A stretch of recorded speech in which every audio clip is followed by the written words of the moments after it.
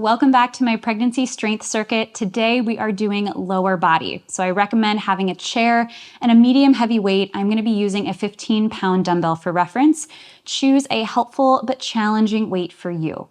In today's circuit, we're gonna be going through a few different moves that I find especially helpful for strengthening the muscles around the pelvis, which is important for also supporting your pelvic floor and all of the loading that your body is doing while growing your human, but also strength that you're gonna want to have for postpartum. So let's go ahead and get started. I'm gonna be using my chair here for some balance support. I'm gonna hold my 15-pound weight down by my side, and we're gonna focus on foot and ankle strength first. This is an area that many of my patients are surprised to find out that they need more strength in. Our calves are doing a lot of extra work as we are having our belly grow forward, and we're getting less of a push off of our leg behind our body. This actually leads to weakening of our calf muscles. So we're gonna work on that first. So here, I want you to lift one foot up. You're gonna hold your chair for a little bit of balance support. You're gonna breathe as you exhale and lift up. Inhale to lower down with control.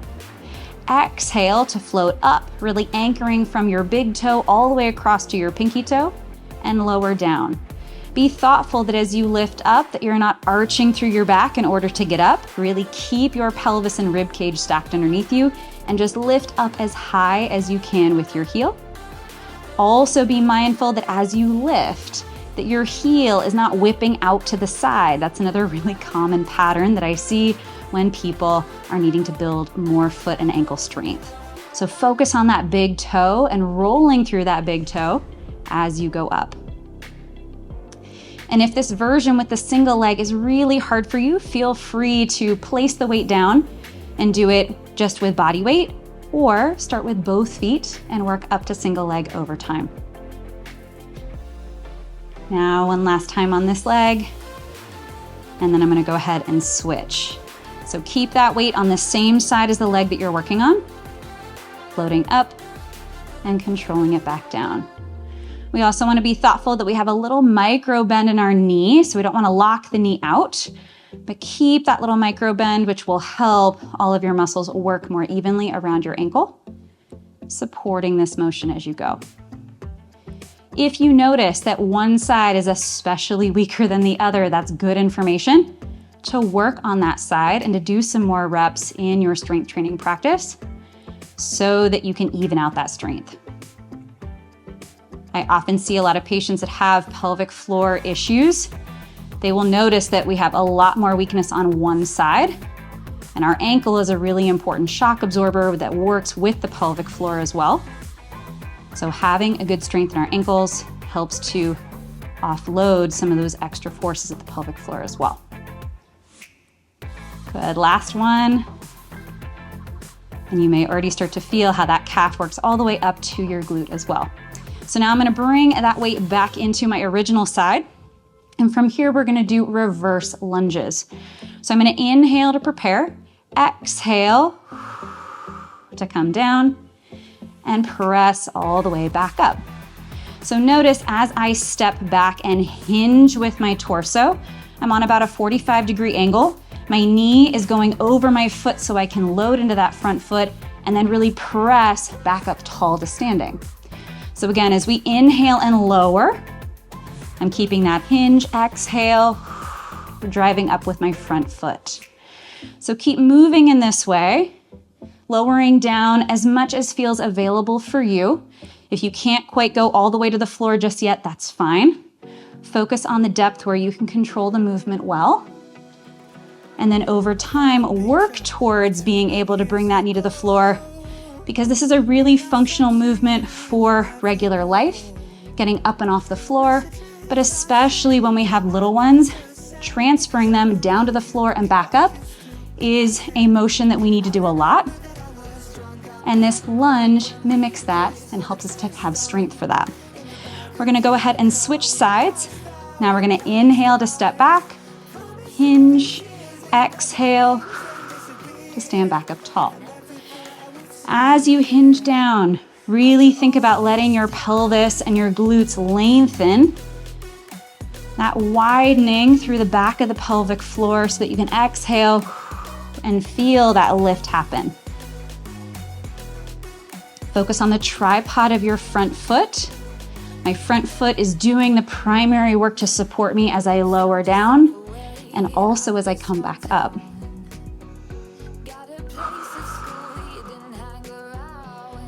Good work, keep going. These hinge movements really help to load our glutes, and glutes are such an important muscle for supporting our pelvic floor and our low back, all of which we need a lot while we are growing a human, but also for our postpartum recovery. One last time. Good work. From here, I'm gonna bring my chair behind me, and we're gonna go through squats. So I'm gonna hold my weight at my chest because also mom life is a lot of carrying up here. So we wanna practice that. Our feet are gonna be about shoulder distance apart, and notice that my feet are back underneath my knees. I'm gonna inhale as I hinge, exhale to stand up tall. Now I'm gonna use my chair for reference. I'm gonna inhale, barely tap that chair, exhale to stand up tall. If you don't need the chair, you don't have to use it, but I find that depending on where people are in their pregnancy, it can be a helpful reference. And also just to help anyone who might have some balance challenges, having that chair there for safety. So notice as I hinge down, my torso is on that 45-ish degree angle. My knees are coming over my feet, which is important for us to be able to squat well. Hence also why we did that ankle warm up, so that we had good flexibility through our calves, so that my shin could come forward and allow my knee to come over my foot. That's gonna allow me to get down into a squat better, to strengthen my glutes better, so that we can squat well and support our pelvic floor, as well as all the lifting and carrying and squatting that we need to do for mom life. Last one, coming all the way up. From here, we're gonna take that chair and move it out of the way. We're gonna move into lateral lunges next. Now, lateral lunges are one of my favorite exercises, especially because they help load the glutes and our quads, but also for our inner thigh muscles. This is such an important muscle that we need to have strong through pregnancy because it feeds up into the pelvic floor and support into the lower abdominals. When we have pelvic floor issues and especially pubic symphysis discomfort, we often need more strength in our inner thighs. And so this is what we're gonna be working on and a little bit why I love this exercise. So your weight's gonna be out on the side. You're gonna inhale to prepare, exhale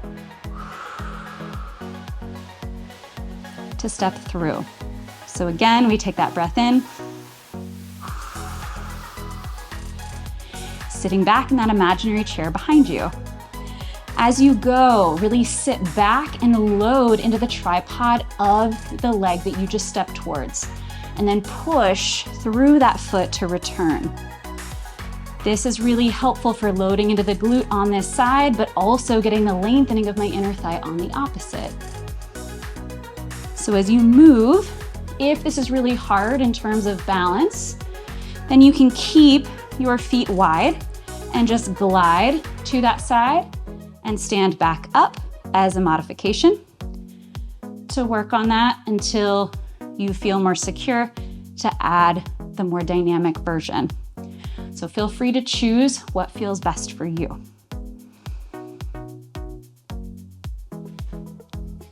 One last time on this side, and then we're gonna go ahead and switch. So from here, we inhale to prepare, we come down, use that breath to come back tall. My weight here just wants to come with me. So be sure as you step here that it's not flowing out to the side. It's just anchored next to me and returning with me. Again, I'm sitting back into that imaginary chair behind me so I can feel that glute on that side. My knee is also tracking right in line with my big and second toe. Make sure it's not driving out or dropping in. Keep breathing. Think about that lower to upper connection of your abdominals as you move.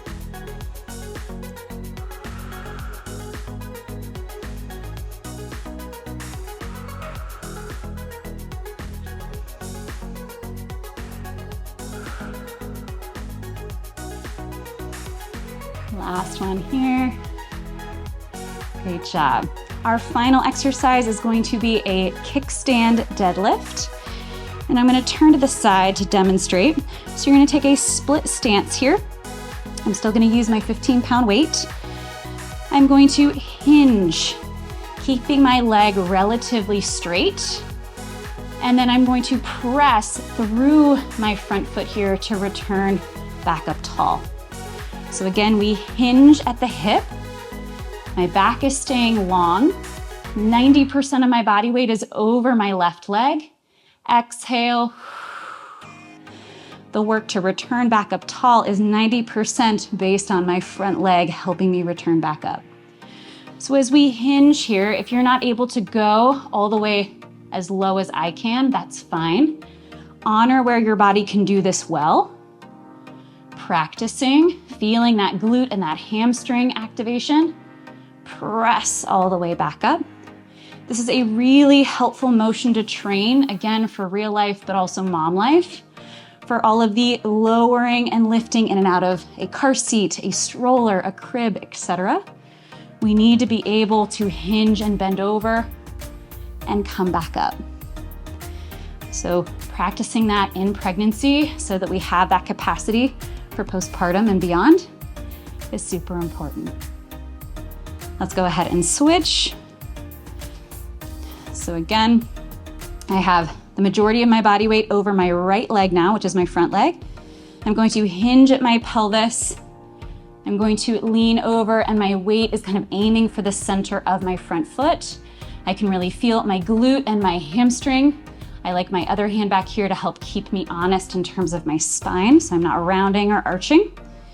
I'm gonna hinge, inhaling to lower, exhale to drive back up.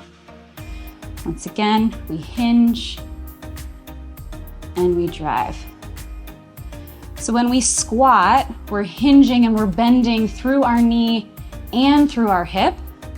When we're doing a deadlift like this, we're primarily hinging through the hip and my knee angle is not changing. That's the difference between these two. I know there can sometimes be confusion with that. What's the difference? My patients often ask. So here we're doing a lot more hamstring and glute. When we're doing squats, it's a lot more glutes and quads typically, all of which are important. So that wraps up our lower body strength circuit for today. I hope that you found these exercises to be helpful and giving you some good examples for how to strengthen your hip muscles for regular life, but mom life as well. So I'd love to know what questions you have about lower body strengthening, especially during pregnancy. So feel free to drop those questions in the comments below. And I look forward to seeing you in the next video.